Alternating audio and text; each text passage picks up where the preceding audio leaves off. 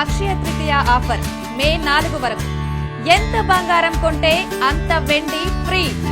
వేసవిలో చెమట పట్టడం వల్ల శరీరంలో ఎలక్ట్రోలైట్స్ తగ్గుతాయి. ఉప్పు దాని లోపాన్ని భర్తీ చేయడానికి సహాయపడుతుంది.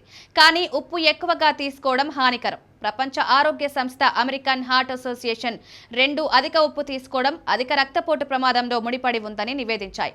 ఉప్పు ఎక్కువగా తినడం వల్ల రక్తపోటు పెరుగుతుంది. ఇది గుండె జబ్బులు, స్ట్రోక్ ప్రమాదాన్ని పెంచుతుంది. కొన్ని అధ్యయనాల ప్రకారం అధిక ఉప్పు తీసుకోవడం మూత్రపిండాలపై ఒత్తిడిని కలిగిస్తుంది. మూత్రపిండాల వ్యాధులు వస్తాయి. ఇప్పటికే మూత్రపిండాల సమస్యలున్న వారికి ఆందోళన మరింత తీవ్రతరమవుతుంది. కొంతమంది పుచ్చకాయను ఉప్పుతో కలిపి తినడం వల్ల గ్యాస్, వికారం, ఎసిడిటీ వంటి జీర్ణ సమస్యలు ఎదుర్కొంటారు. ఉప్పు శరీరంలో నీటిని పెంచుతుంది. ఇది వాపు, ఇతర సమస్యలకు దారితీస్తుంది. ఉప్పుతో పుచ్చకాయ తినడంపై ఘనమైన వైద్య పరిశోధనలు చేయలేదు. కానీ నిపుణుల అభిప్రాయం ప్రకారం పుచ్చకాయలో పొటాషియం ఉంటుంది. ఇది ఎలక్ట్రోలైట్ ఉప్పులో సోడియం ఉంటుంది.